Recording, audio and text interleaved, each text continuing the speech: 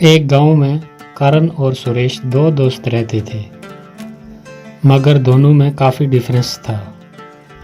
करण जहां एकदम गोरा और चालाक भी था और ऊपर से अमीर भी था, वहीं सुरेश एकदम काला कलोटा और ऊपर से सीधा साधा और हालात में गरीब भी बना दिया था। करण उसके कालेपन और गरीबी का बहुत मजाक उड़ाया करता था और करण को बीवी भी ऐसी मिली जो उसके घमंड को दुगना कर गई और उसने उसके कान बार बार के कि कैसे भी करके इस अपने गरीब काले दोस्त से पीछा छुड़ाओ।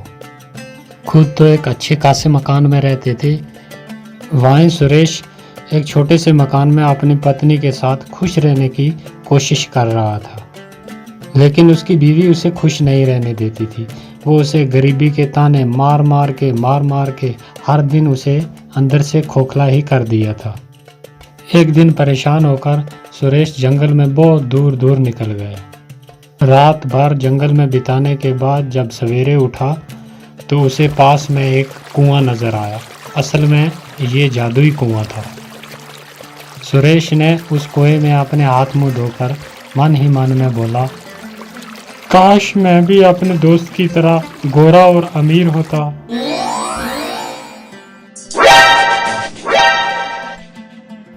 लगता है इन गांव वालों को पता चल गया कि मैं रात भर घर पर नहीं था, तभी ये ऐसे मुझे घूर घूर कर देख रहे। अरे आपके चेहरे को क्या हुआ? क्या हुआ? कुछ भी नहीं। तुम्हारे ताने सुन सुनकर मेरे कान पक गए, इसीलिए मैं जंगल में चला गया था, तो रात भर सोया नहीं, इसीलिए थोड़ा ऐसा दिखता हूँ। और क्या हुआ? अरे नहीं, थोड़ा नहीं, बहुत कुछ हुआ है। तुम तो अपने दोस्त से भी ज्यादा गोरे हो गए हो। क्या? ये कैसे हो गया? अरे ये तो चमकदार ही हो गया। मैं इतना गोरा कैसे हो गया अचानक एक रात में? फिर वो दिन भर सोचता रहा कि ऐसा चमकदार कैसे हो गया अचानक। फिर उसे उस कुएं की याद आने लगी और उस कुएं के बारे में पूरा दिन सोचता रहा कि ज़रूर कोई चमकदारी कुआं है वो। और यही सोचकर शाम को चुपचाप वो उसी जादुई कुएं के पास पहुंच गया और अपने हाथ पानी में डुबोते हुए बोला, आपने मुझे इतना गोरा बना दिया, थोड़ा दोस्त की तरह मुझे दान भी दे दो। ये बोलकर जब उसने अपने हाथ बाहर निकाले तो क्या देखता है कि दोनों हाथों में बहुत सारा सोना आ गया।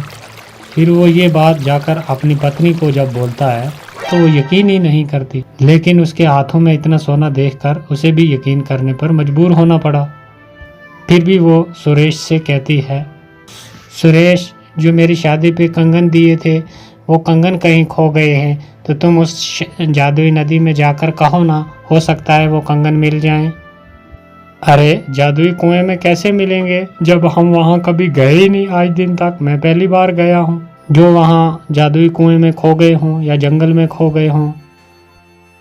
और बीवी की बात सुनकर वो फिर उसी जादुई कुएं के पास जाकर अपने हाथ डुबोकर पानी में कहता है, जब आपने इतना कुछ दे ही दिया है तो आप मेरी बीवी के कंगन भी दे सकते हो। ये कैसा चमकदार है? क्या ये जादुई कुएं आपका चमकदार है? हाँ बिल्कुल, मैं एक जादुई कुआं हूँ और तुम्हें जो चाहिए, जब चाहिए, जितना चाहिए, अपने लिए और अपने दोस्तों के लिए जो भी मांगोगे तुम्हें फौरन मिल जाएगा। आप सच कह रहे हैं? जादुई कुएं क्या? हाँ, लेकिन एक बात याद रखना, तुम अपने लिए या अपने दोस्त के लिए जो भी मांगोगे उसका तुम्हें दुगना दे दिया जाएगा। इस बात को अच्छे से याद रखना। अगर ऐसा है तो मेरा एक ही दुश्मन है और वो दोस्त है मेरा जिसके पास अच्छा मकान है। मैं चाहता हूँ कि उसके पास और भी मकान हो और भी दौलत हो।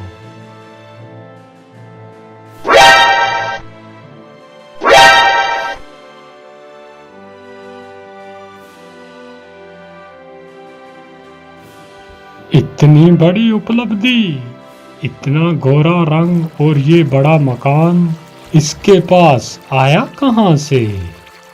यहाँ दिल का अच्छा और बोला सुरेश उस जादुई कुएं के सहारे मजबूर और बेबस लोगों की मदद करने में लग जाता है। वो उस जादुई कुएं के बारे में किसी को कुछ भी नहीं बताता, और वो किसी की भी कोई चीज़ खो गई हो या किसी को किसी चीज़ की ज़रूरत हो तो वो चुपचाप उस जादुई कुएं में जाकर अपने हाथ डुबोकर उन लोगों को वो चीज़ मुहैया करवा देता था। यहाँ तक कि वहाँ का जो राजा था उसका बेटा एक बार खो गया। उसे कभी भी ना पूछने वाला वो राजा भी दौड़ा दौड़ा उसके पास आया और सुरेश ने उसे दूसरे दिन आने को कहा। फिर रात को सुरेश चुपचाप उस कुएं के पास चला गया और अपने हाथ पानी में डालकर बोला, ए जादुई कुएं, ये राजा मेरी कभी कोई इज्जत नहीं करता था, लेकिन आज अगर उसका बेटा मिल जाए तो मेरी बहुत इज्जत बन जाएगी। बेचारा बहुत परेशान है, उनका बेटा मिला दो।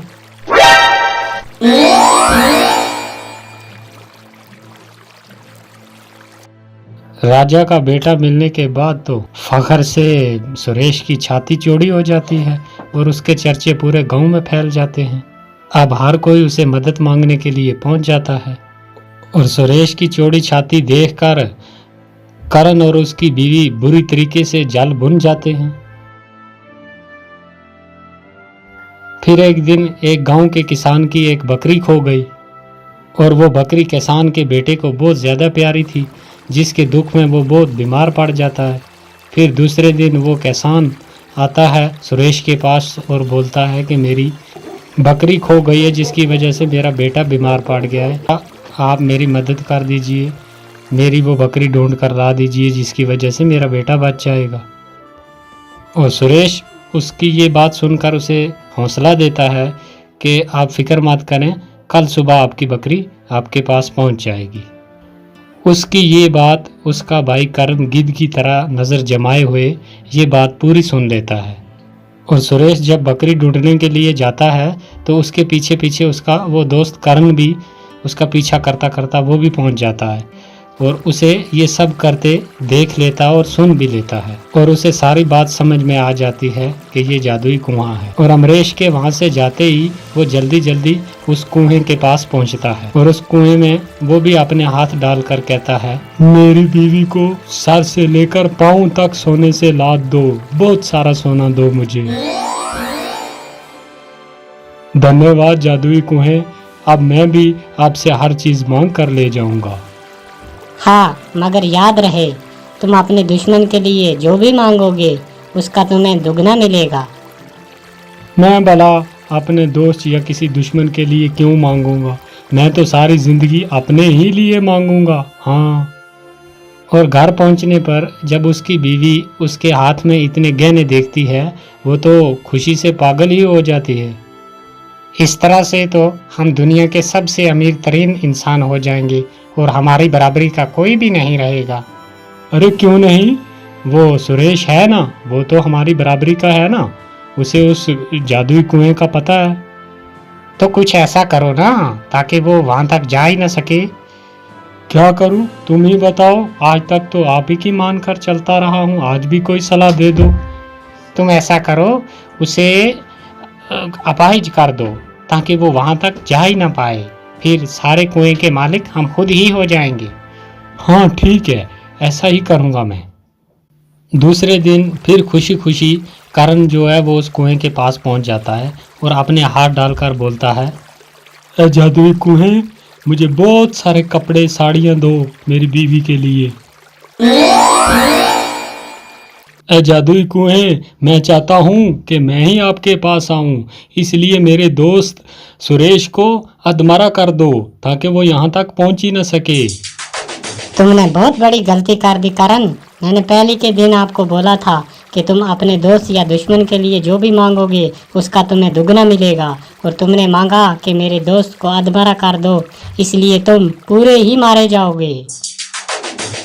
अरे नहीं नहीं, गलती हो गई मुझसे, लालच में करण को कुएं की बात याद ही नहीं रही और उसने लालच में आकर अपनी जान से हाथ धोने पड़े। तो दोस्तों, इस कहानी से हमें ये सीख मिलती है कि अगर तुम्हें किसी चीज़ से कुछ मिलने लग जाए तो उसकी कही हुई बात और उसके रूल जो है वो कभी ना भूले, वरना अपनी जान से भी हाथ धोना पड़ सकता है। तो ये थी दोस्तों आज की कहानी। तो आपसे रिक्वेस्ट है कि चैनल को सब्सक्राइब कर दें और वीडियो को जाते टाइम लाइक कर दिया करें ताकि हम दूसरी वीडियो आपके लिए जल्द अपलोड कर सकें।